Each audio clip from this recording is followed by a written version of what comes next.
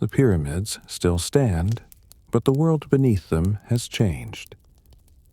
The white limestone casing that once made them gleam like beacons has begun to weather, to crack, to show the first signs of age. The mortuary temples that surrounded them, where priests once made daily offerings to sustain the kings in the afterlife, are falling silent. The endowments that were supposed to last forever are being diverted. The priests are not being paid.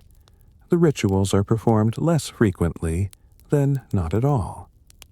At Giza, at Saqqara, at Dashur, the great monuments of the Old Kingdom remain, but they are becoming relics, memories of a time when the king's authority was absolute, when Memphis commanded the entire Nile Valley, when Mahat seemed secure and eternal. That time is ending. In the provinces, in the towns and villages scattered along the river, people are learning to live without the certainty that defined their grandparents' lives. The Nile still floods, but not always when it should, not always as high as it needs to be. There are years of abundance, then years of scarcity, then years when the harvest fails entirely and the granaries stand empty. The king in Memphis still claims to rule all of Egypt, still wears the double crown, still performs the rituals that are supposed to maintain cosmic order. But his authority extends only as far as his messengers can travel, only as far as his officials can enforce his will. And in the provinces, the nomarchs, the provincial governors who once served at the king's pleasure, are becoming kings themselves, ruling their own territories, making their own laws, building their own tombs. Egypt is fragmenting. This is not a sudden collapse, not an invasion or a revolution. It is a slow dissolution, a gradual loss of central authority, a transformation so incremental that no single generation fully comprehends what is happening. The old men remember when Memphis was strong, when the king's word was law throughout the land. The young have never known that world. They know only their own province, their own nomarch, their own local gods and customs. The unity that was achieved with such effort during the unification that was maintained through the Old Kingdom is coming undone. The two lands, Upper Egypt and Lower Egypt, are separating again, not into two kingdoms but into dozens of small territories, each ruled by its own dynasty, each competing for resources and power. This is the first intermediate period, a time of fragmentation and uncertainty, when the cosmic order seems to break down, when the old certainties no longer hold. But it is also a time of adaptation, of survival, of communities learning to endure without the protection of a strong central government. And eventually, from this chaos, a new order will emerge, a reunification that will create the Middle Kingdom, a civilization that will learn from the failures of the Old Kingdom and build something different, something more resilient. If these quiet journeys through the past help you rest, you're welcome to return any time. The sun sets over the Nile, as it has always set, as it will always set.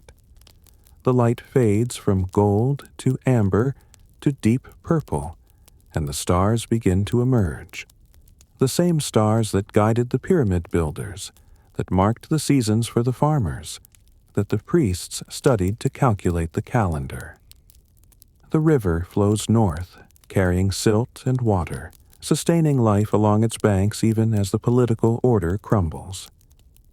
The desert stretches east and west, vast and indifferent, a barrier and a refuge, a place where those who flee the chaos of the valley can disappear, can start again. Egypt is changing. The age of the Great Pyramids is over. But the civilization endures, adapting, surviving, preparing for the next chapter in its long history. The end came slowly, then all at once. For decades, perhaps for generations, the signs were there. The nomarchs were becoming more independent, building their own tombs in their provincial capitals rather than at the royal necropolis, establishing their own mortuary cults, creating dynasties that passed power from father to son without reference to the king in Memphis. The pyramid projects were becoming smaller, less ambitious. The kings of the 5th and 6th dynasties still built pyramids, still established mortuary cults, but the structures were not as large as Khufu's, not as precisely engineered, not as enduring. The resources were still there, the knowledge was still there, but perhaps the will was weakening. The mortuary cults of the earlier kings were failing. The endowments that were supposed to support them forever were being diverted. The priests were not being paid. The offerings were not being made. The temples fell into disrepair. The statues were neglected. The names of the kings began to be forgotten. But these were gradual changes, easy to overlook in the midst of daily life, easy to dismiss as temporary problems that would be solved by the next strong king, the next good harvest, the next reliable flood. Then the Nile began to fail. Not every year, not catastrophically, but often enough to create uncertainty, to disrupt the rhythms that had sustained Egyptian civilization for 1,000 years. There were years when the flood was weak, when the water barely covered the fields, when the harvest was poor and the granaries were not filled. There were other years when the flood was too strong, when it destroyed villages and irrigation systems, when it brought destruction instead of life. The causes are still debated. Climate change, perhaps, a shift in the monsoon patterns that fed the Nile's sources in the Ethiopian highlands. Geological changes in the river's course, alterations in the channels and branches that distributed water across the delta. Human factors, the cumulative effect of centuries of intensive agriculture, of deforestation in the valley, of changes in land use that affected the river's behavior. Whatever the causes, the effects were devastating. Agriculture was the foundation of Egyptian civilization, and agriculture depended on the Nile's annual flood. When the flood became unreliable, everything else began to unravel. Famines became more frequent. The granaries that were supposed to store surplus grain for lean years were depleted, then empty. The state's ability to feed the population, to support the workers on royal projects, to maintain the bureaucracy, began to fail. The administration tried to respond. Officials were sent to the provinces to assess the situation, to organize relief efforts, to ensure that what grain remained was distributed fairly. But the distances were great, the problems were widespread, and the central government's authority was already weakening. The nomarchs, who controlled the resources of their provinces, began to hoard grain, to keep it for their own people rather than sending it to Memphis. This was rational, even necessary from their perspective. Their first responsibility was to their own communities, to the people who depended on them for survival. But it accelerated the breakdown of central authority, the fragmentation of Egypt into competing territories. Pepi II's extraordinarily long reign, more than 60 years, possibly more than 90, may have contributed to the crisis. He came to the throne as a child and ruled into extreme old age, outliving his sons, his officials, his entire generation. By the end of his reign, the administration was sclerotic, unable to adapt to changing circumstances, staffed by men who had grown old in their positions and were resistant to change. When Pepi II finally died, the succession was unclear. His immediate successors ruled briefly, ineffectively. The 7th and 8th dynasties are little more than names in king lists, rulers who claimed authority but exercised little real power. Some may have ruled simultaneously in different parts of Egypt, competing for legitimacy, unable to establish control over the entire country.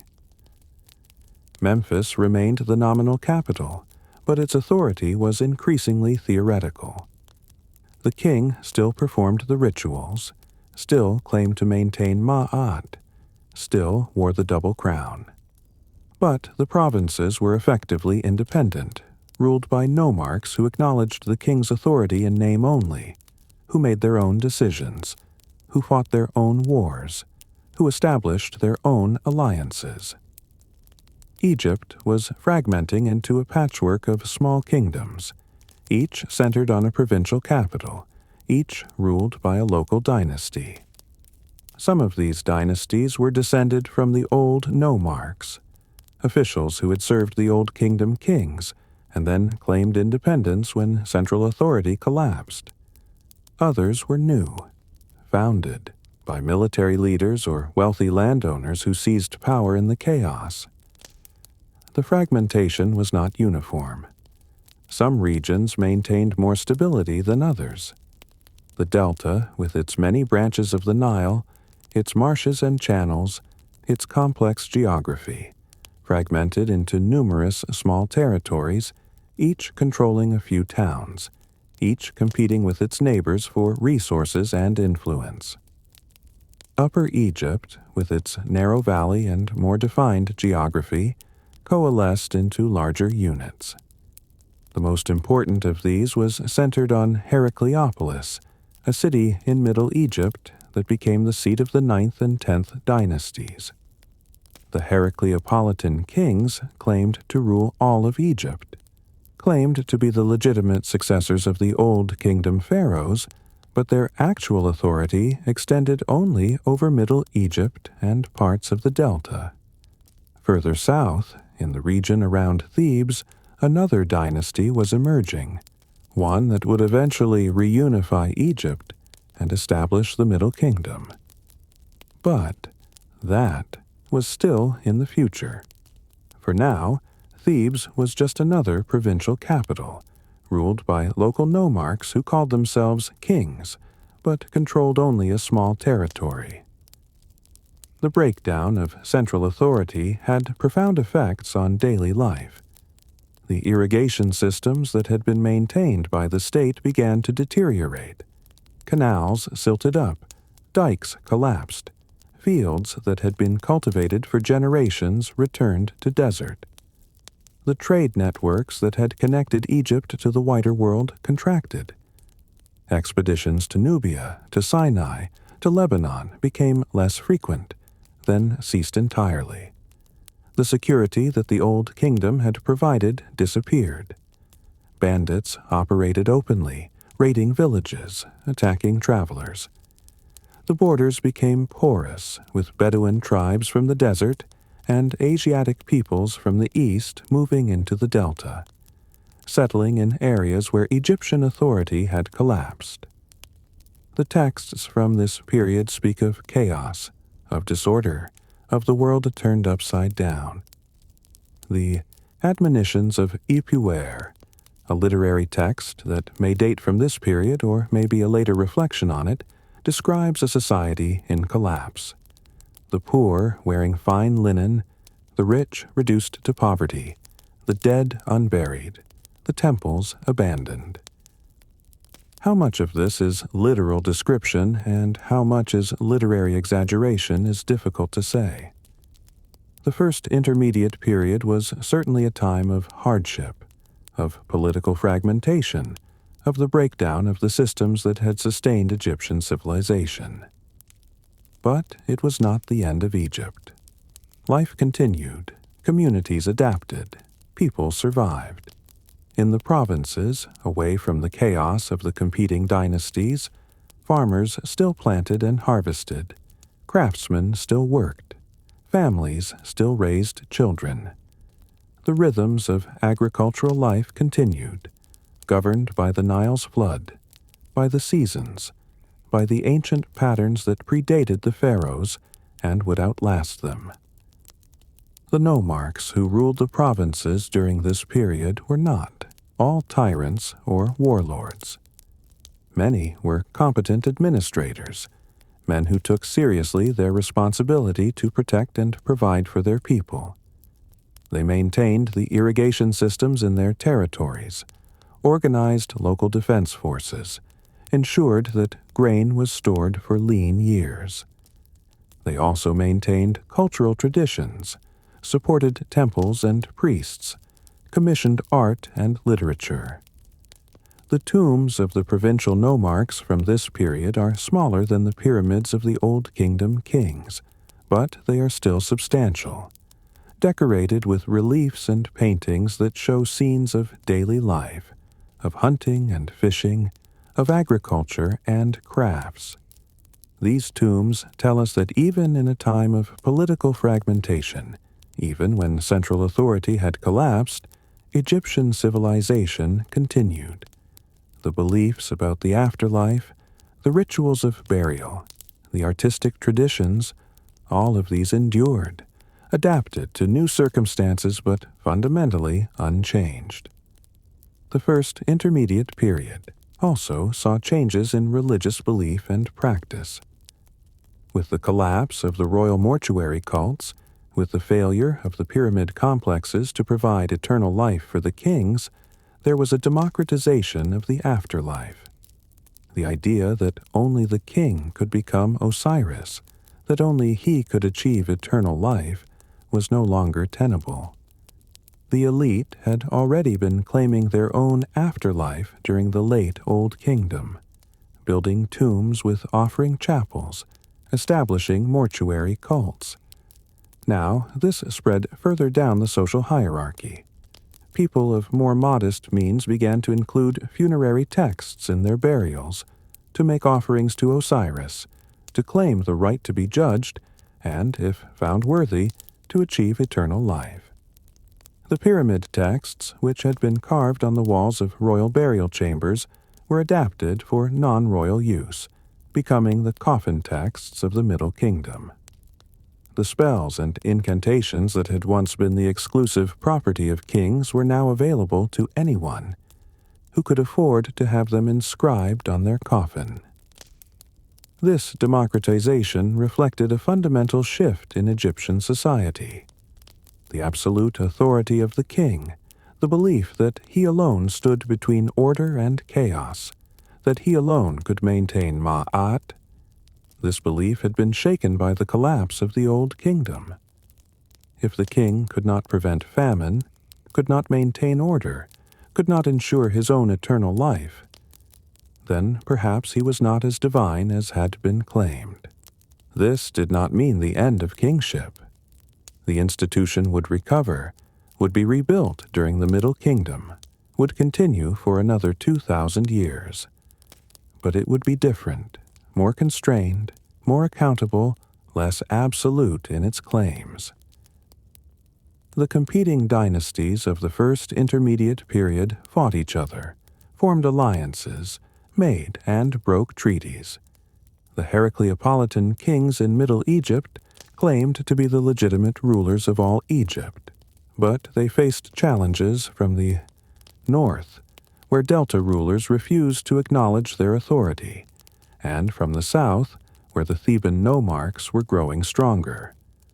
The conflicts were not constant warfare, but periodic campaigns, raids, skirmishes. The armies were small, composed of local militias and mercenaries, not the organized forces of the Old Kingdom. The battles were fought over control of towns, of agricultural land, of trade routes along the Nile. The texts from this period, particularly those from Thebes, portray the Heracleopolitan kings as enemies, as usurpers who had seized power illegitimately. But this is propaganda, written by the victors after Thebes had reunified Egypt. The Heracleopolitan kings probably saw themselves as the legitimate successors of the Old Kingdom pharaohs, as the ones trying to restore order and unity. The first intermediate period lasted approximately 125 years, from around 2181 BCE to 2055 BCE, though the exact dates are uncertain and debated. It was a time of fragmentation and hardship, but also of adaptation and survival, of communities learning to endure without the protection of a strong central government.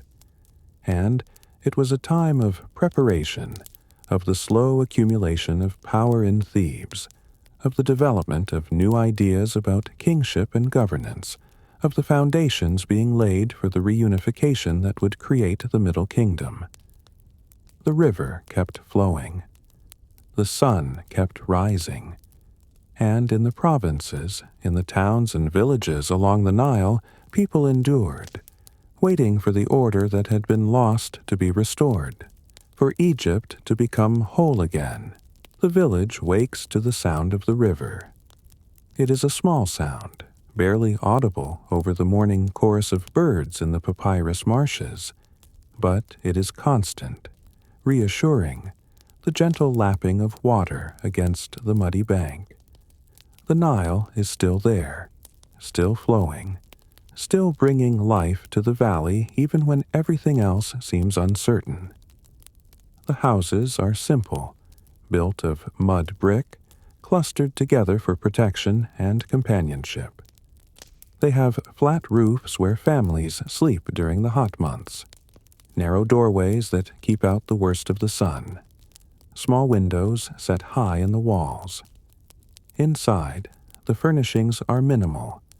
Sleeping mats, storage jars for grain and water, a few cooking pots, perhaps a wooden stool or a low table. The people who live here are farmers, as their parents were, as their grandparents were. They work the fields that stretch between the village and the river, fields that have been cultivated for generations, that belong to the village collectively or to the local nomarch who rules this small territory. The morning routine has not changed, even though the world around it has. The women wake first, grinding grain for bread, the sound of stone on stone rhythmic and familiar. They mix the flour with water, shape it into flat loaves, bake it in clay ovens that sit outside the houses, filling the air with the smell of bread and smoke. The men prepare for the day's work, checking tools, discussing which fields need attention, which irrigation channels need clearing. The children help where they can, carrying water, watching younger siblings, learning the skills they will need when they are older.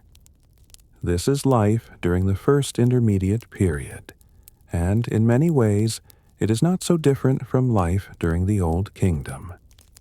The rhythms of agriculture continue, governed by the Nile's flood, by the seasons, by the ancient patterns that predate the pharaohs. But there are differences, subtle at first, then more pronounced.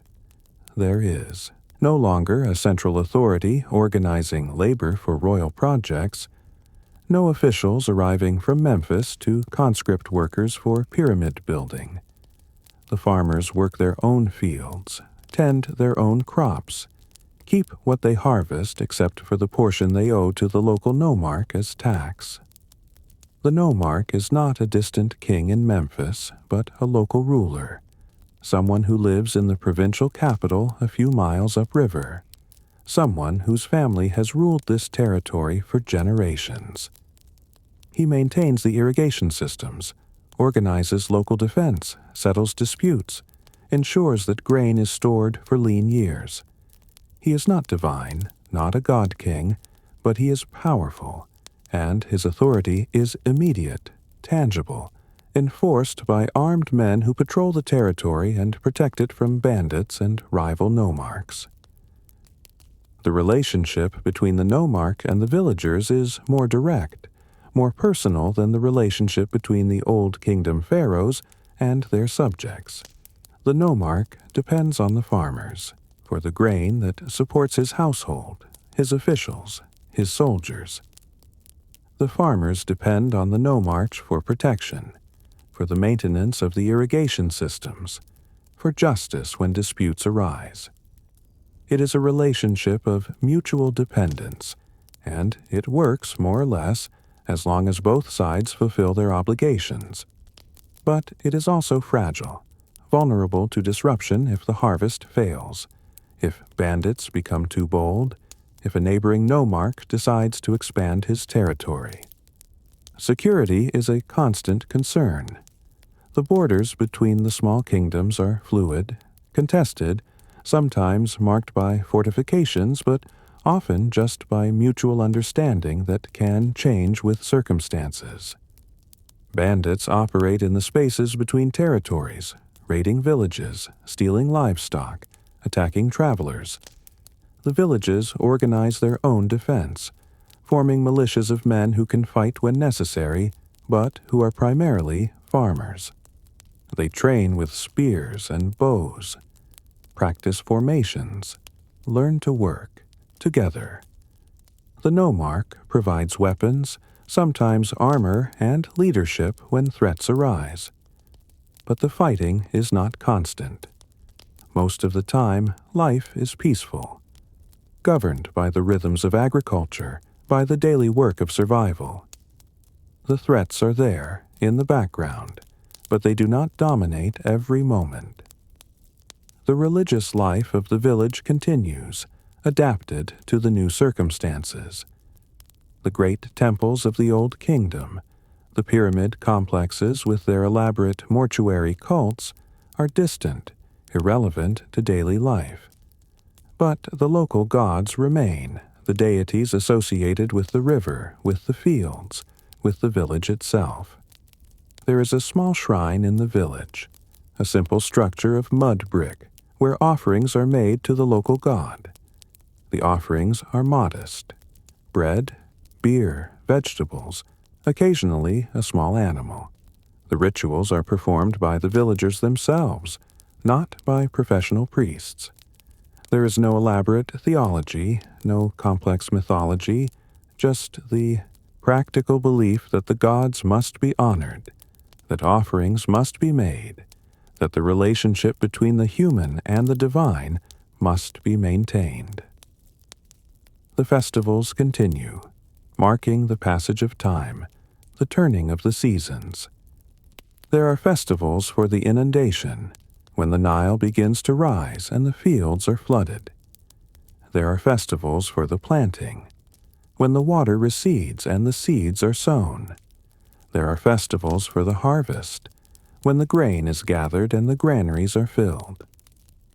These festivals are times of celebration, of community, of relief that another cycle has been completed, that the village has survived another year. There is music, dancing, feasting on whatever the village can spare. The festivals are not as elaborate as those of the Old Kingdom, not as well organized, but they serve the same purpose: to mark time, to honor the gods, to bring the community together. The dead are still buried with care, with offerings, with the belief that life continues in some form after death. But the burials are simpler now, less elaborate than those of the Old Kingdom elite. The tombs are small, cut into the hillside or built of mud brick, containing a few grave goods, pottery, tools, jewelry, food for the journey. The democratization of the afterlife that began in the late Old Kingdom continues. People of modest means now claim the right to be judged by Osiris, to achieve eternal life if they are found worthy. The coffin texts, adapted from the royal pyramid texts, are inscribed on wooden coffins, providing the deceased with the spells and knowledge needed to navigate the afterlife. This is a significant change. The afterlife is no longer the exclusive domain of kings and the elite. It is available to anyone who can afford a proper burial, who lives a moral life, who knows the right words to speak when standing before Osiris in judgment.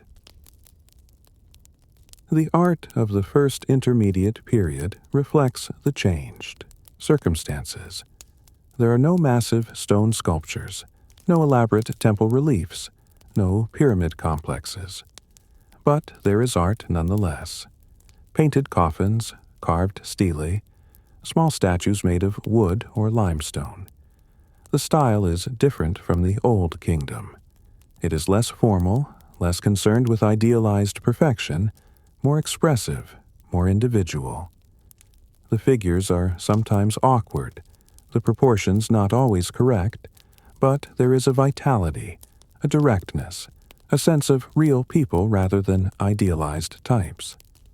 The tomb paintings show scenes of daily life, farmers working in the fields, fishermen casting nets, craftsmen at their work.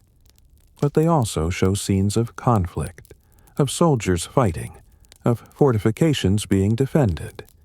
The art reflects the reality of the time, the mixture of ordinary life and constant uncertainty. Literature flourishes during the first intermediate period, or at least certain kinds of literature. The wisdom texts, the instructions for living, become more common, more urgent. They speak of the importance of ma'at, of justice, of proper conduct, but they also acknowledge that the world is uncertain, that the old certainties no longer hold. The instructions for Merikare, a text supposedly written by a Heracleopolitan king for his son, advises on how to rule, how to maintain order, how to deal with enemies and allies. It is practical, realistic, acknowledging the limitations of power, the need for diplomacy and compromise. The Eloquent Peasant, a literary tale that may date from this period, tells the story of a peasant who is robbed and seeks justice from the authorities. The story is about the power of eloquent speech, about the importance of justice, about the responsibility of rulers to protect the weak. It reflects the concerns of a society where central authority has collapsed, where justice depends on local officials, where ordinary people must advocate for themselves. The first intermediate period is also a time of linguistic change. The Egyptian language evolves, the grammar shifts, new words enter the vocabulary. The hieroglyphic writing system remains, but the way it is used changes, becomes more flexible, more adapted to recording the spoken language.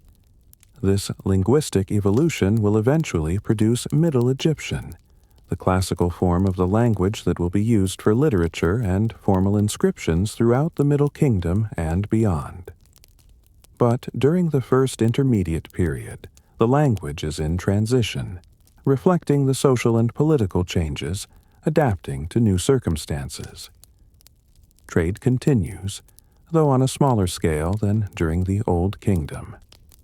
The great expeditions to Lebanon, to Nubia, to Sinai have ceased, but local trade persists. Goods move up and down the Nile, grain from the south, fish from the delta, pottery from specialized workshops, stone from the quarries. The trade is more localized now, conducted between neighboring territories, facilitated by merchants who know the routes, who have relationships with the nomarchs who control the river. It is riskier than during the Old Kingdom, when the king's authority protected traders throughout Egypt, but it continues because people need goods they cannot produce themselves. The villages are more self-sufficient than they were during the Old Kingdom. They produce their own food, make their own tools, weave their own cloth, but they still need some things from outside: copper for tools, salt for preserving food, luxury goods for the elite, materials for religious offerings. The craftsmen who produce these goods are valued members of the community. The potter who makes the storage jars and cooking pots, the weaver who produces linen, the carpenter who builds furniture and coffins, the metal worker who repairs tools. All of these are essential to the village's survival and prosperity. Women's roles during the first intermediate period are similar to what they were during the Old Kingdom, but perhaps with slightly more autonomy. Women manage households, raise children, work in the fields during harvest, weave cloth, grind grain, bake bread. Some women are priestesses, serving in local temples, performing rituals, making offerings. Women can own property, can inherit from their parents, can divorce their husbands if the marriage fails. They are not equal to men in legal or social status, but they are not powerless either. They have rights, responsibilities, roles that are essential to the functioning of society. Children grow up learning the skills they will need as adults. Boys learn farming, fishing, crafts, whatever their fathers do. Girls learn household management, weaving, cooking, childcare. Education is practical, hands-on, passed down from parent to child, from master to apprentice. For the elite, for the children of nomarchs and officials, there is more formal education. They learn to read and write, to calculate, to understand the administrative systems that govern the territory. They are being prepared to take over their father's positions, to continue the local dynasties that rule the provinces. Life during the first intermediate period is harder than it was during the Old Kingdom, more uncertain, more vulnerable to disruption.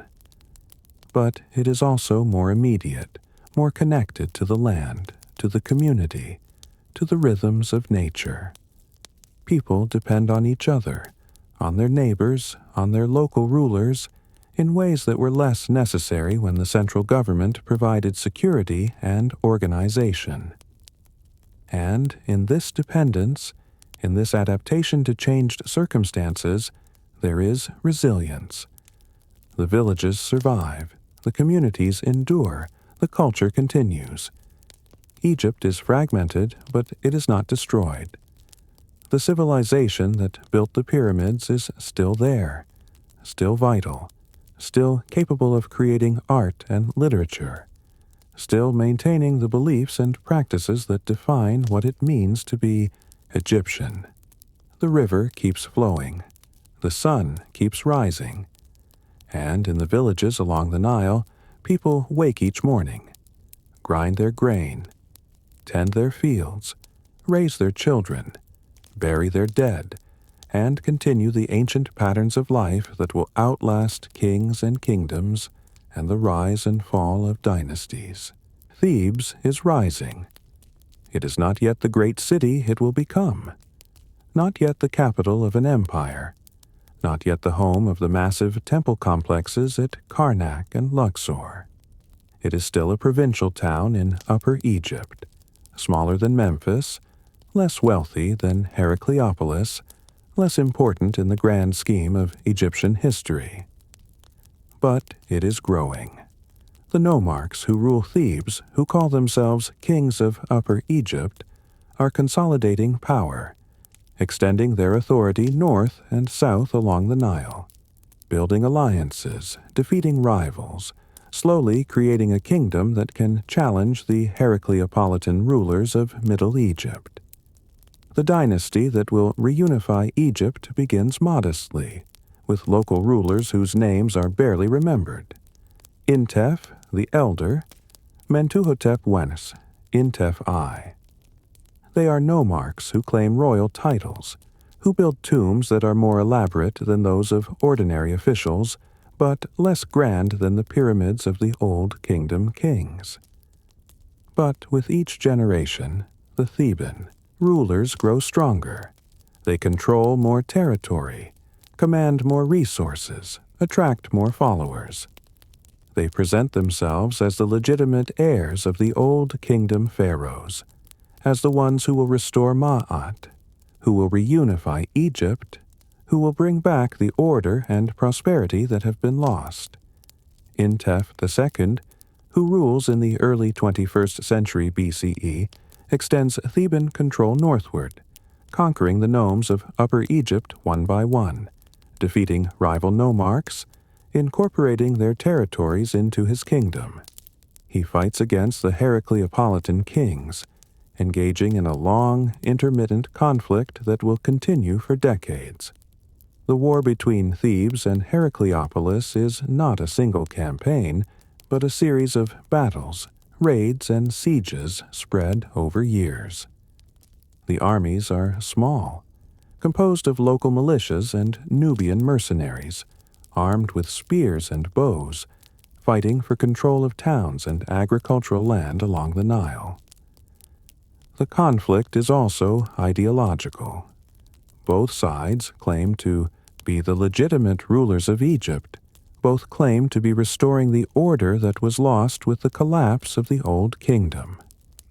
The Heracleopolitan kings portray themselves as the successors of the Memphis pharaohs, as the ones maintaining the traditions of the north. The Theban kings portray themselves as the champions of Upper Egypt, as the ones who will purify Egypt, who will drive out the foreigners who have settled in the delta, who will restore true Egyptian rule. The propaganda from both sides is fierce. The Theban texts describe the Heracleopolitan kings as usurpers, as weak rulers who have allowed chaos to spread, who have failed to maintain Ma'at. The Heracleopolitan texts, what little survives of them, presumably made similar claims about the Thebans. Intef III continues his father's work, consolidating Theban control over Upper Egypt, pushing the border with Heracleopolis further north. But the decisive figure, the one who will finally reunify Egypt, is Mentuhotep II, who comes to power around 2055 BCE. Mentuhotep II is a warrior king, a military leader who understands that reunification will require force, that the Heracleopolitan kings will not surrender their authority willingly, that Egypt must be conquered before it can be unified.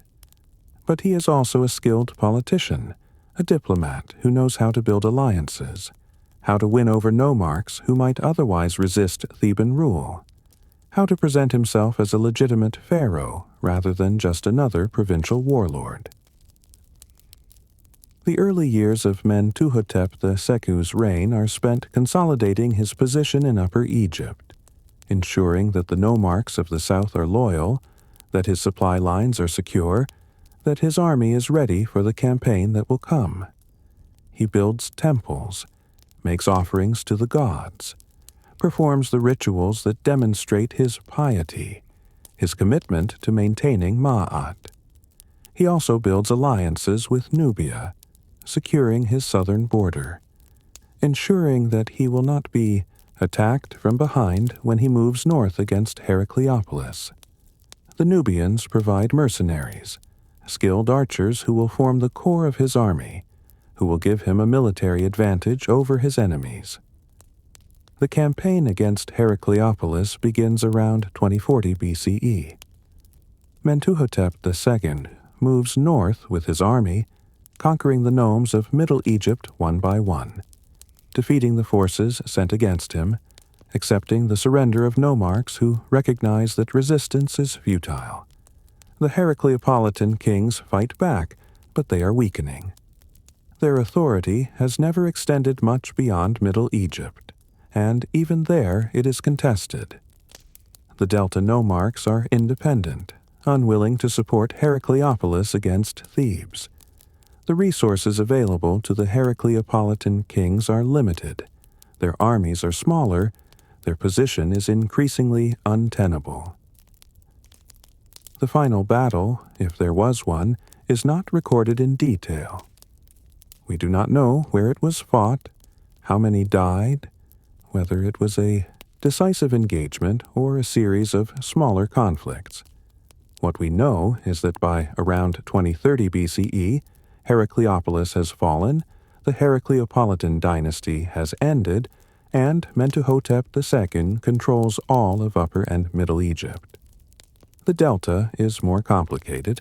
It is fragmented into numerous small territories, some ruled by Egyptian nomarchs, others by Asiatic settlers who have moved into the region during the chaos of the First Intermediate Period. Mentuhotep II campaigns in the delta, defeating some rulers, making alliances with others, gradually extending his authority over the entire region. By around 2020 BCE, Egypt is reunified. Mentuhotep II controls the entire Nile Valley from the delta to the First Cataract. He wears the double crown, rules from Thebes, claims the titles of the Old Kingdom pharaohs. The First Intermediate Period is over. The Middle Kingdom has begun. But reunification is not the same as restoration. Egypt has changed during the century of fragmentation. The absolute authority of the Old Kingdom pharaohs cannot simply be reasserted. The nomarchs have grown too powerful, too independent, too accustomed to ruling their own territories. They will not easily surrender their autonomy to a distant king, even one who has conquered them. Mentuhotep understands this. He does not try to destroy the provincial dynasties, does not replace the nomarchs with officials appointed from Thebes. Instead, he works with them, confirms them in their positions, accepts their loyalty, incorporates them into his administration. This is a new model of kingship, more flexible than the Old Kingdom, more willing to share power, more dependent on negotiation and compromise. The king is still divine, still the living Horus, still responsible for maintaining Ma'at. But his authority is not absolute. It is mediated through the nomarchs, through the provincial elites, through a network of relationships that must be constantly maintained and renewed. Mentuhotep II also understands the importance of symbols, of demonstrating his legitimacy, of connecting his reign to the glorious past of the Old Kingdom. He builds a mortuary temple at Deir el-Bahari, on the west bank of the Nile across from Thebes, a structure unlike anything built before. The temple is not a pyramid. It is a terraced structure built into the cliffs with colonnaded halls and courtyards, with ramps leading from one level to the next, with a small pyramid or pyramidal structure at the top. It combines elements of Old Kingdom pyramid complexes with new architectural ideas, creating something that is both traditional and innovative. The temple is dedicated to Mentuhotep II's mortuary cult, but it also honors the gods, particularly Amun, the local god of Thebes, who is beginning to rise in importance.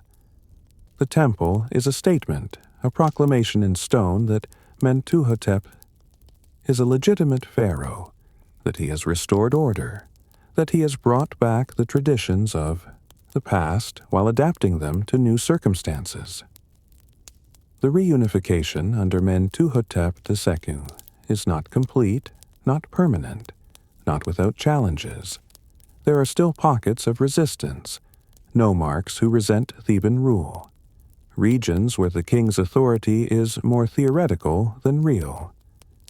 The delta remains partially independent, difficult to control, vulnerable to infiltration by Asiatic peoples from the east. But the framework is in place.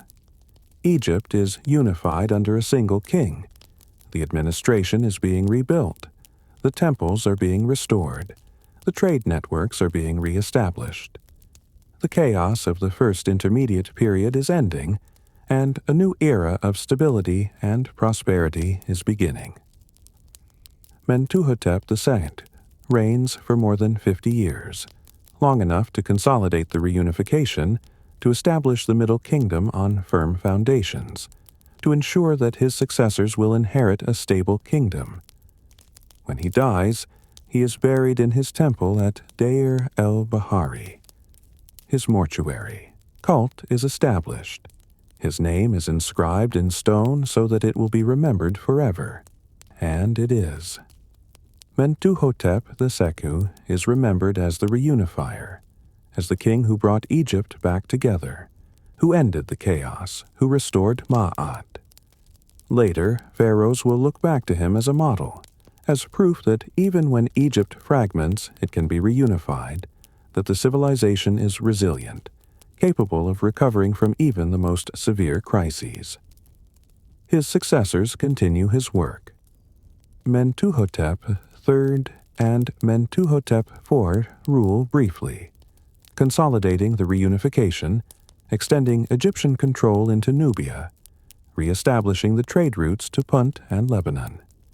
The administration is reformed, the bureaucracy is rebuilt, the systems that will govern Egypt for the next 400 years are put in place. Then, around 1985 BCE, the 11th dynasty ends, and the 12th dynasty begins with Amenemhat I, a vizier who seizes power, possibly through a coup, possibly with the support of the army and the provincial elites. The transition is not smooth, but it is successful, and the 12th dynasty will become the golden age of the Middle Kingdom, a time of prosperity, cultural achievement, and territorial expansion. But that is still to come. For now, in the reign of Mentuhotep II, Egypt is reunified, the first intermediate period is over, and the Middle Kingdom is beginning. The pyramids at Giza still stand, weathered but enduring, monuments to the old kingdom. And at Thebes, a new capital is rising, a new dynasty is establishing itself, a new chapter in Egyptian history is being written. The river keeps flowing, the sun keeps rising, and Egypt, fragmented for more than a century, is whole again. The scribes are writing again. In the offices of the vizier, in the provincial capitals, in the temples that are being rebuilt throughout Egypt, men sit with their palettes and papyrus, their reed pens moving across the surface, recording, documenting, creating. The bureaucracy is being reconstructed, the administrative systems that collapsed during the first intermediate period are being restored, and with them comes a renaissance of writing, of literature, of the preservation of knowledge. But the writing is different now. The language has evolved, the grammar has shifted, the vocabulary has expanded.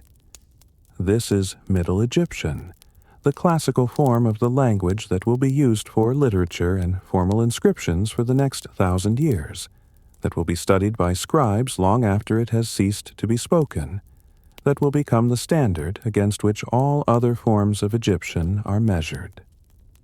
The literature of the Middle Kingdom is remarkable, perhaps the finest that Egypt will produce. It is more sophisticated than the texts of the Old Kingdom, more varied, more concerned with individual experience, with moral questions, with the complexities of human life. The tale of Sinuhe is the masterpiece of Middle Kingdom literature, a story that will be copied and recopied for centuries, that will be used to teach scribes, that will be read and admired long after the Middle Kingdom has ended. It tells the story of an official who flees Egypt after the death of Amenemhat II, who lives in exile in Syria, who longs to return home, who eventually does return and is welcomed back by the new king. The story is beautifully written, psychologically complex, exploring themes of loyalty, identity, belonging, the meaning of home. Sinuhe is not a hero in the traditional sense. He is a man who makes a mistake, who suffers for it, who is eventually forgiven. The story is about redemption, about the possibility of return, about the enduring pull of Egypt even for those who have left it. The story of the shipwrecked sailor is another literary gem, a tale within a tale about a sailor who survives a shipwreck, who finds himself on a magical island ruled by a giant serpent, who is eventually rescued and returns to Egypt. The story is about survival, about the unexpected kindness of strangers, about the importance of telling one's story, of bearing witness to what one has experienced. The eloquent peasant, which may have originated during the first intermediate period, is refined and expanded during the Middle Kingdom.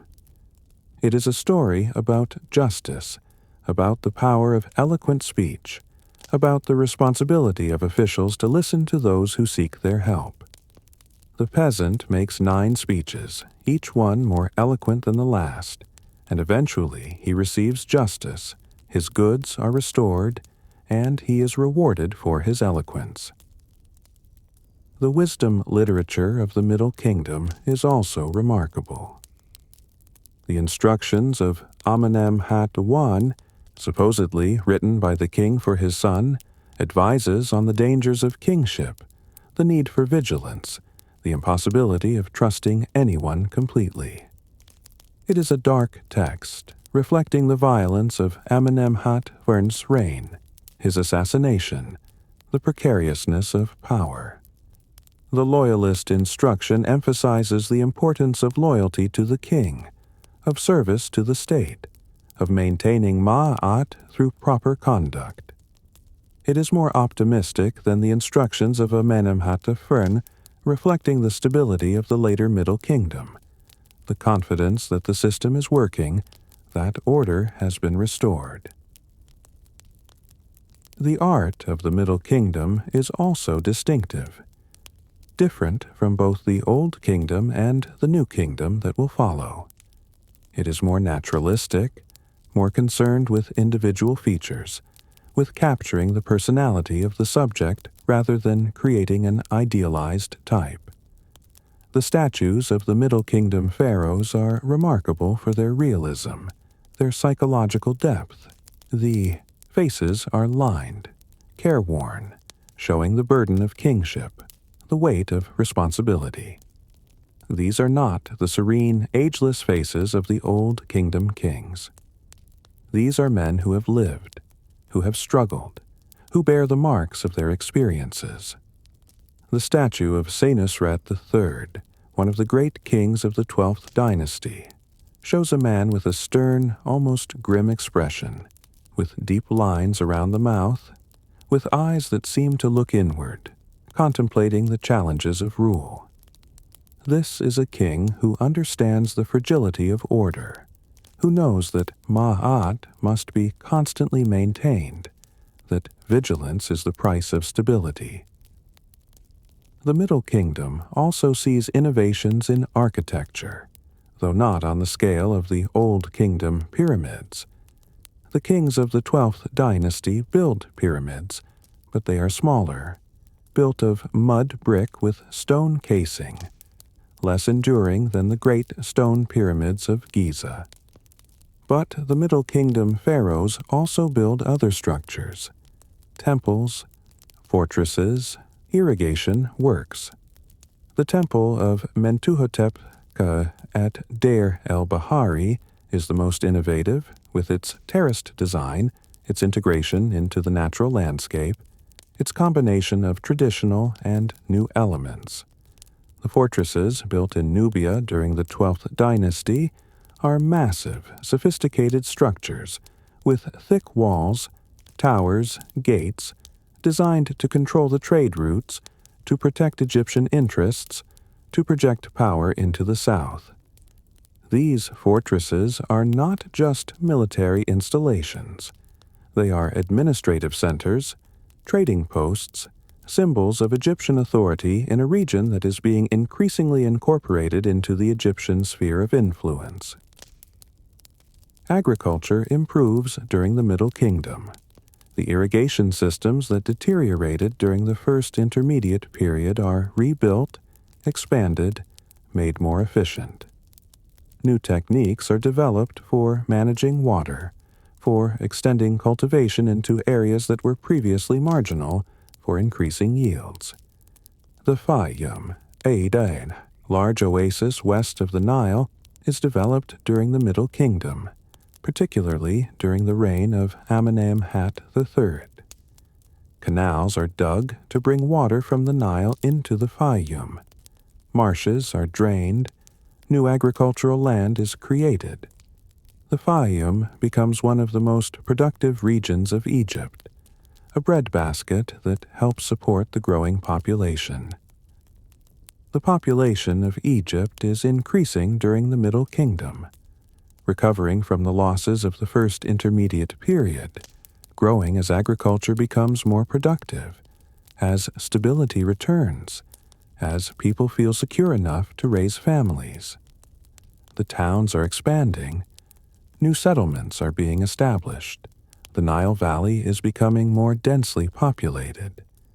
This population growth creates challenges: more mouths to feed, more land needed for cultivation, more pressure on resources. But it also creates opportunities: more workers for building projects, more soldiers for the army, more taxpayers to support the state. Trade expands dramatically during the Middle Kingdom. The expeditions to Nubia, to Sinai, to Lebanon, to Punt, which had ceased during the first intermediate period, are resumed and intensified. Egypt is reconnecting with the wider world, reestablishing the trade networks that bring in the materials it needs: gold, copper, cedar wood, incense, exotic goods. The expeditions to Punt, a land somewhere on the Red Sea coast, possibly in modern Somalia or Eritrea, are particularly important. Punt provides incense, myrrh, ebony, ivory, exotic animals. The expeditions are difficult, requiring ships that can navigate the Red Sea, that can survive storms and pirates, that can carry enough supplies for the long journey. But the rewards are substantial. The goods from Punt are highly valued, used in religious rituals, in the manufacture of luxury items, in trade with other regions. The expeditions to Punt are also prestigious, demonstrations of the king's power, his ability to command resources, his connection to distant lands. The mining operations in Sinai are expanded during the Middle Kingdom. Copper and turquoise are extracted from the desert, brought back to Egypt, used for tools, weapons, jewelry. The mining camps are fortified, protected by soldiers, supplied with food and water brought from the Nile Valley. The inscriptions left by the mining expeditions record the names of the kings who sent them, the officials who led them, the workers who labored in the harsh desert conditions. These inscriptions are claims, assertions of Egyptian control over Sinai, demonstrations that the king's authority extends beyond Egypt's borders. Nubia becomes increasingly important during the Middle Kingdom. The fortresses built along the Nile in Nubia control the trade routes, protect Egyptian interests, project power into the south. But Nubia is not just a source of resources. It is also a region that is being culturally influenced by Egypt, where Egyptian gods are worshipped, where Egyptian artistic styles are adopted, where local elites are becoming Egyptianized.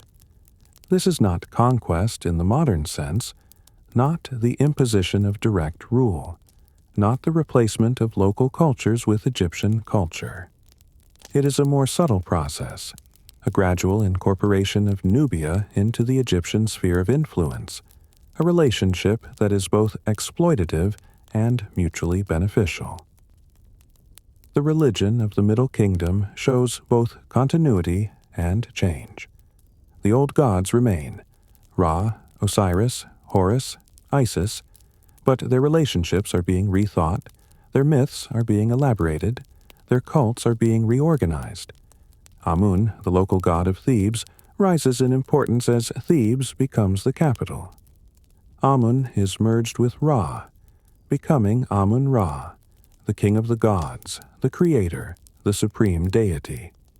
The temple of Amun at Karnak, which will eventually become the largest religious complex in Egypt, begins to be built during the Middle Kingdom, though it will be expanded and elaborated for the next 2,000 years. Osiris becomes increasingly important as the god of the dead, the judge of souls, the one who offers the promise of eternal life to all who are worthy. The democratization of the afterlife that began during the first intermediate period continues.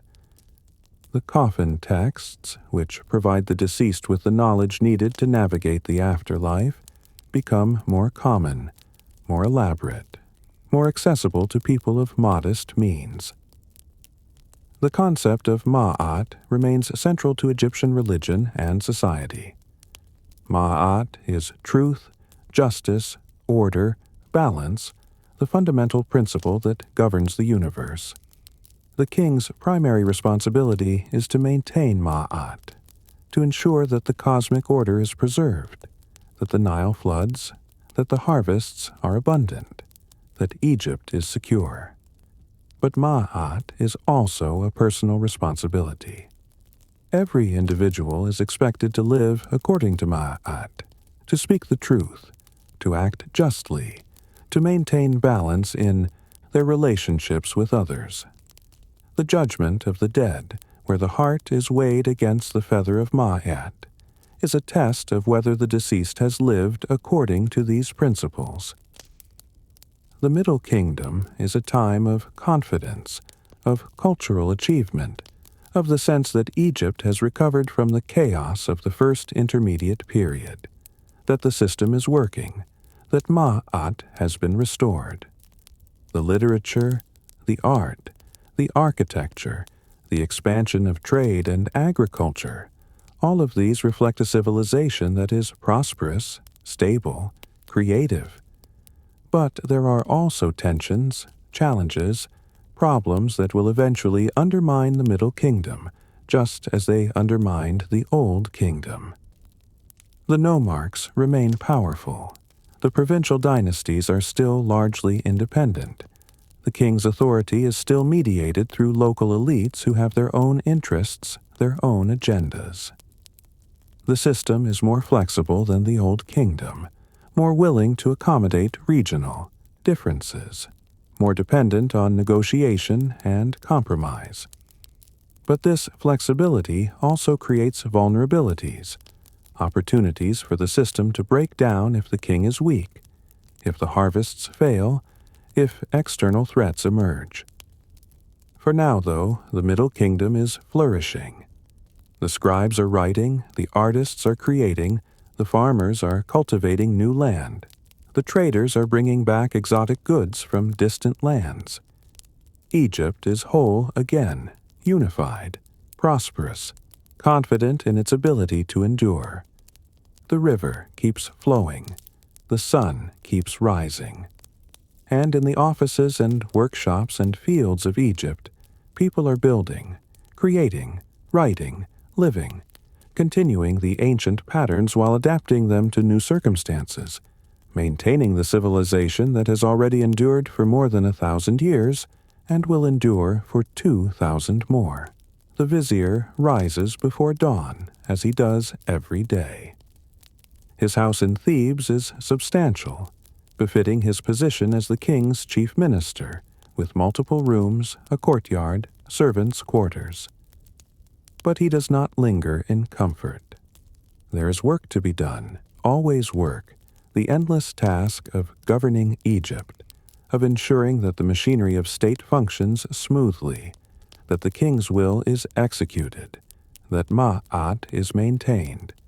He washes, dresses in fine linen, places the symbols of his office around his neck.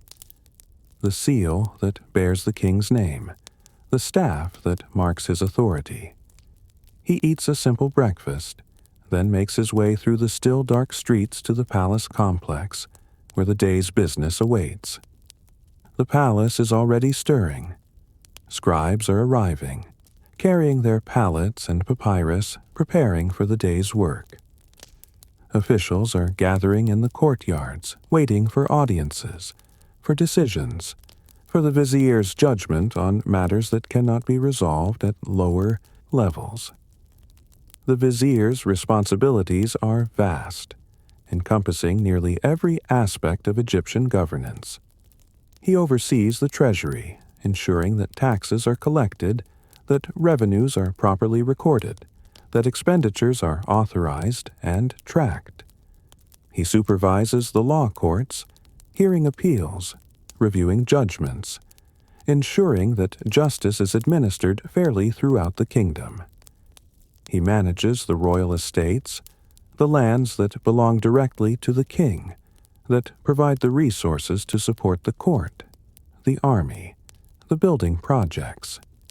He coordinates with the nomarchs, the provincial governors who rule the nomes, ensuring that they fulfill their obligations to the crown, that they send tribute, that they maintain order in their territories. He also serves as the king's representative in religious matters, overseeing the temples, ensuring that offerings are made, that festivals are celebrated, that the gods are properly honored. In theory, the king performs all these functions himself.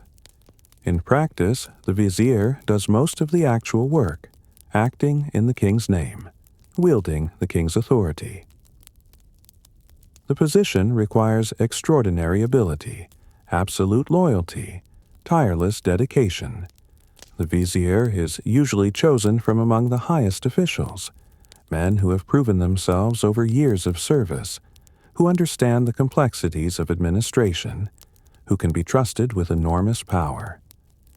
During the Middle Kingdom, the position sometimes becomes hereditary, passed from father to son, creating dynasties of viziers who serve generation after generation. This provides continuity, institutional memory, but it also creates potential problems if a vizier's family becomes too powerful, too independent, too willing to pursue its own interests rather than the king's. The nomarchs remain powerful during the Middle Kingdom, more powerful than they were during the Old Kingdom, less powerful than they were during the First Intermediate period. They rule their nomes with considerable autonomy, maintaining their own courts, their own officials, their own military forces. But they are also integrated into the royal administration, required to send tribute to the king, to provide soldiers for royal campaigns, to participate in building projects. The relationship is one of mutual dependence. The king needs the nomarchs to govern the provinces, to collect taxes, to maintain order. The nomarchs need the king's recognition, his support, his authority to legitimize their rule. The kings of the 12th dynasty work to strengthen central authority, to reduce the independence of the nomarchs, to create a more unified, more centralized state. They do this gradually, carefully, without provoking rebellion, using a combination of rewards and pressures. Loyal nomarchs are honored, given titles, allowed to build elaborate tombs, incorporated into the royal family through marriage. Nomarchs who resist are isolated. Their territories are divided, their powers are reduced. Over time, the provincial dynasties weaken. The nomarchs become more like royal officials than independent rulers, and central authority is strengthened. Senusret III, who rules in the mid-19th century BCE, is particularly effective at centralizing power. He reorganizes the administration, creating new positions, new layers of bureaucracy, new systems of oversight. He reduces the power of the nomarchs, in some cases abolishing the position entirely, replacing hereditary governors with officials appointed by the crown. He also campaigns extensively in Nubia, pushing the Egyptian border south to the Second Cataract, building the massive fortresses that will control the region for centuries. These campaigns serve multiple purposes. They secure access to Nubian gold and other resources. They provide opportunities for the army to gain experience, and they demonstrate the king's power, his ability to project force beyond Egypt's borders. The army during the Middle Kingdom is more professional than it was during the Old Kingdom. There is a standing force of soldiers, men who serve full-time, who are trained and equipped by the state, who form the core of the military. This standing army is supplemented during campaigns by conscripts, by provincial militias, by Nubian mercenaries who serve as archers and scouts. The soldiers are organized into units, with clear chains of command, with officers who have risen through the ranks or who come from military families. They are equipped with standardized weapons: spears, axes, bows, shields, produced in royal workshops, distributed through the military bureaucracy. The fortresses in Nubia are garrisoned by these professional soldiers, men who serve for years in the harsh desert conditions, who maintain the fortifications, who control the trade routes, who represent Egyptian power in a distant land. The bureaucracy of the Middle Kingdom's extensive, employing thousands of scribes and officials throughout Egypt. Every transaction is recorded, every delivery of grain, every payment of taxes, every day of labor on royal projects. The archives must be enormous, though most have not survived. Papyrus is fragile, and the humid conditions of the delta destroyed most written records. But some records do survive, particularly from the Fayum and from Nubia, where the dry conditions preserved papyrus. These records give us glimpses of the administrative system, lists of workers, accounts of grain deliveries, correspondence between officials, legal documents recording property transfers and contracts. The records reveal a society that is highly organized, highly literate, obsessed with documentation and record-keeping. Everything must be written down. Everything must be accounted for. Everything must be traceable back to its source.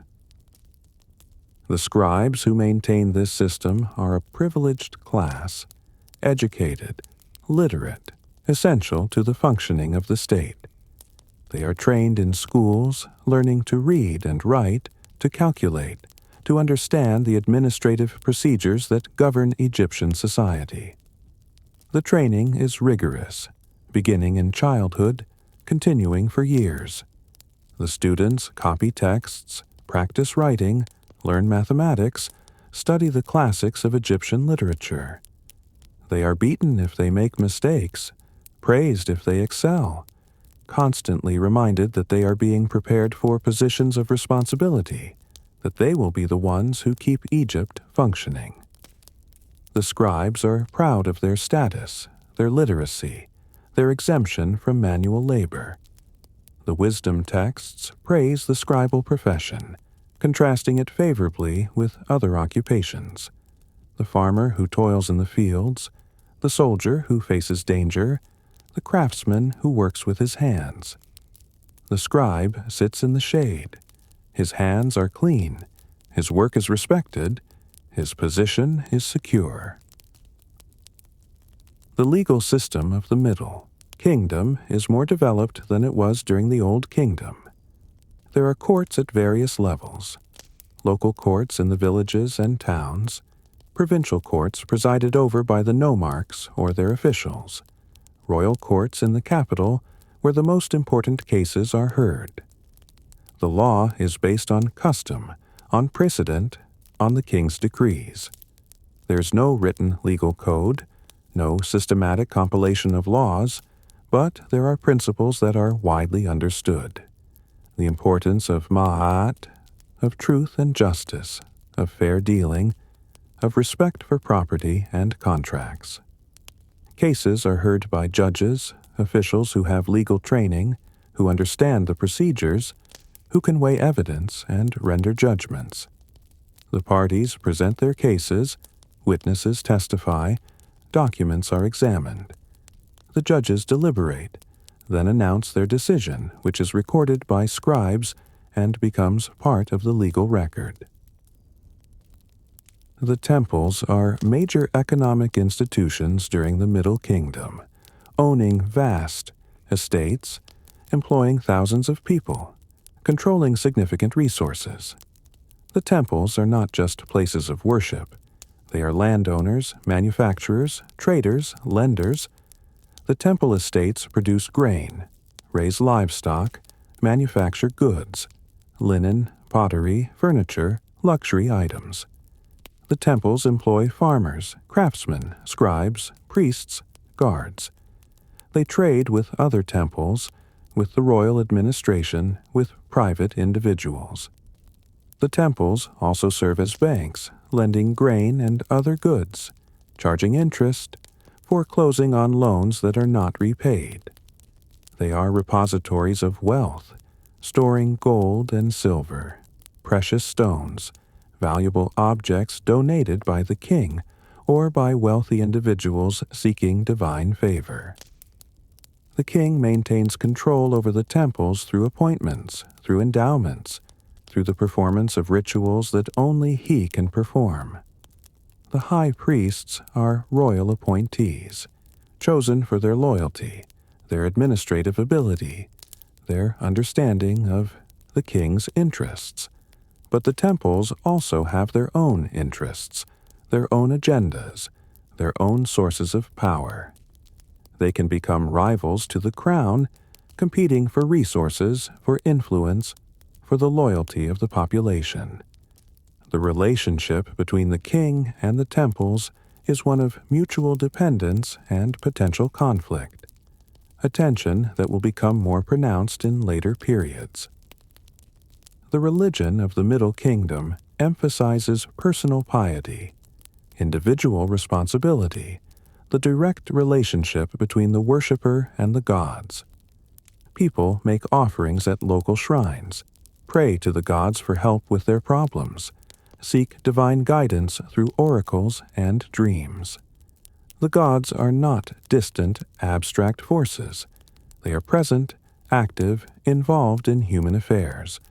They can be petitioned, persuaded, even bargained with. The relationship is reciprocal. The worshipper makes offerings, performs rituals, lives according to Mayat, and, in return, the gods provide protection, prosperity, guidance. This personal piety coexists with the state religion, with the great temples and their elaborate rituals, with the king's role as the chief priest, the intermediary between humanity and the divine. But it represents a different dimension of religious life, one that is more accessible, more immediate, more focused on individual needs and concerns. The Middle Kingdom is a time of stability and prosperity, but it is not without tensions and challenges. The nomarchs, though weakened, remain powerful. The temples are growing wealthier, more independent. The borders are secure, but they require constant vigilance, constant military presence. There are also social tensions. The gap between rich and poor is widening. The elite live in luxury, in large houses with servants and fine furnishings, eating well, dressing in fine linen, enjoying leisure and entertainment. The poor live in small mud brick houses, work long hours in the fields or in workshops, eat simple food, have few possessions. The wisdom literature of the Middle Kingdom acknowledges these inequalities, but it also emphasizes the importance of accepting one's place in society, of fulfilling one's duties, of maintaining Mayat through proper conduct regardless of one's station. The kings of the late 12th dynasty, Senusret III, Amenemhat III, are strong rulers, capable administrators, successful military leaders. They maintain order, expand Egypt's borders, oversee ambitious building projects. The kingdom is prosperous, the administration functions smoothly, The temples are wealthy. The population is growing. But the system is becoming more complex, more difficult to manage, more vulnerable to disruption. The bureaucracy is growing, becoming more layered, more prone to corruption and inefficiency. The military is becoming more professional, but also more expensive, more demanding of resources. And beneath the surface stability, there are signs of strain. The 13th dynasty, which follows the 12th, will be marked by instability, by short reigns, by the gradual weakening of central authority. The second intermediate period, when Egypt will again fragment and be partially conquered by foreign rulers, is approaching. But that is still in the future. For now, the Middle Kingdom endures, prosperous and stable, confident in its systems, its traditions, its ability to maintain ma'at. The vizier continues his work, the scribes continue to write, the farmers continue to cultivate the land, the soldiers continue to guard the borders. The river keeps flowing, the sun keeps rising. And Egypt, reunified after the chaos of the first intermediate period, continues its long journey through history.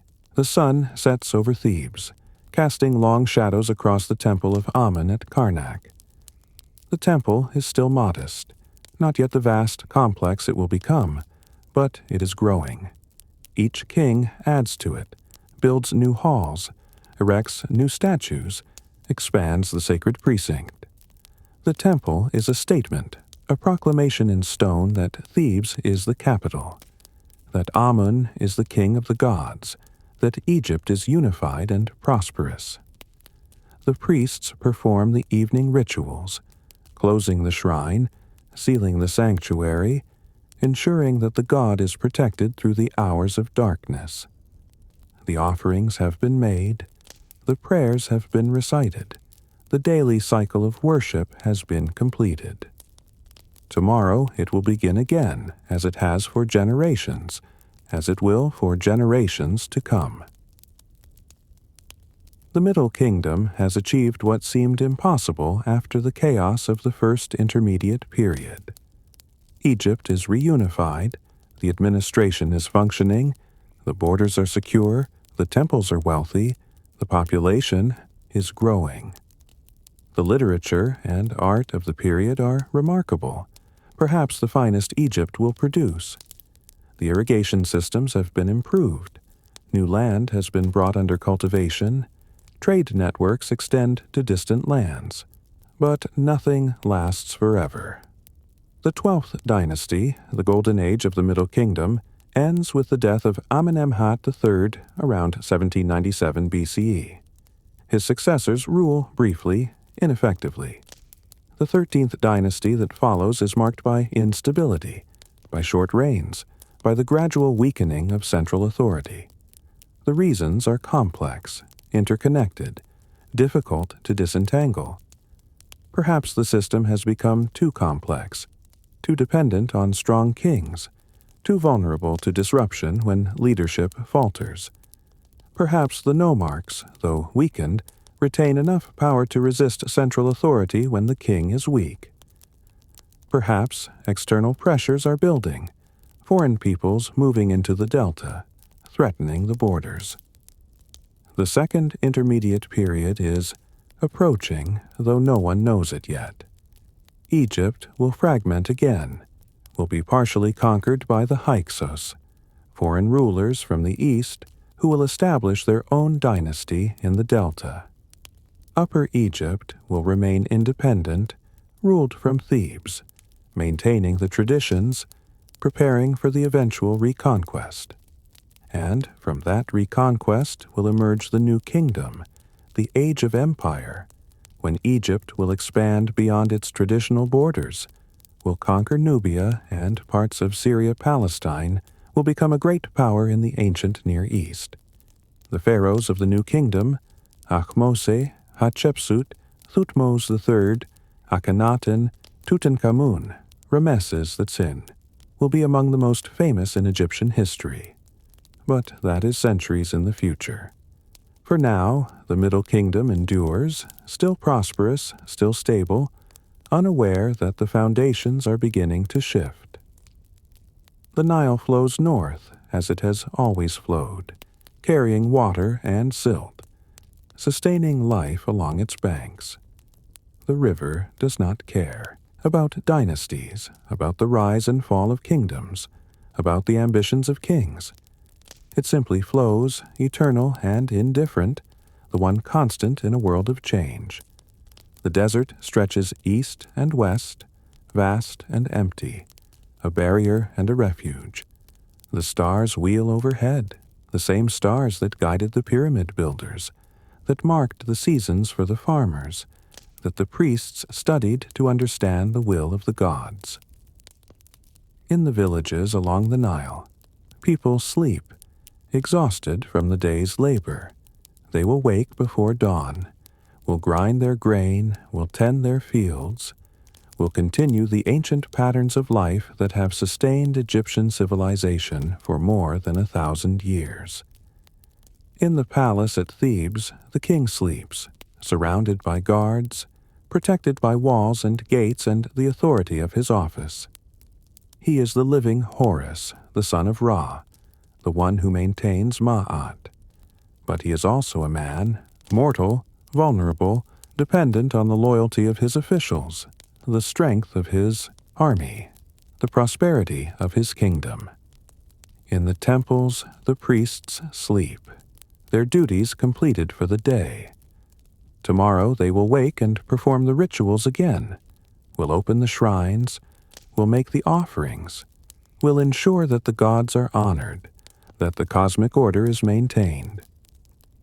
The Middle Kingdom has been a time of recovery, of rebuilding, of cultural achievement. Egypt has learned from the failures of the Old Kingdom, has created a more flexible system, has adapted to changed circumstances. The civilization has proven its resilience, its ability to survive even the most severe crises, to reunify after fragmentation, to continue its long journey through history. But the journey is not over.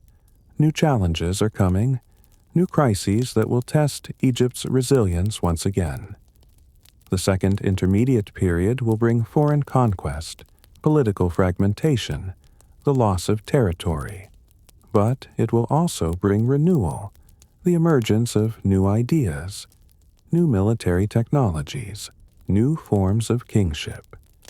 And beyond that, the new kingdom awaits, the age of empire, when Egypt will reach the height of its power, when its armies will march into distant lands, when its pharaohs will build monuments that rival even the pyramids of the Old Kingdom. But those stories belong to another time, another telling. For now, we rest here at the end of the Middle Kingdom, looking back at what has been achieved, looking forward to what will come, present in this moment when the past and the future meet. The pyramids at Giza still stand, weathered but enduring, monuments to the Old Kingdom. The temple at Deir el-Bahari rises from the cliffs, a testament to Mentuhotep II's reunification. The fortresses in Nubia guard the southern border, projecting Egyptian power into distant lands. The literature of the Middle Kingdom is being copied and recopied, preserved for future generations. Egypt endures. The civilization that began with small farming villages along the Nile, that built the pyramids, that survived fragmentation and reunified, continues its long journey.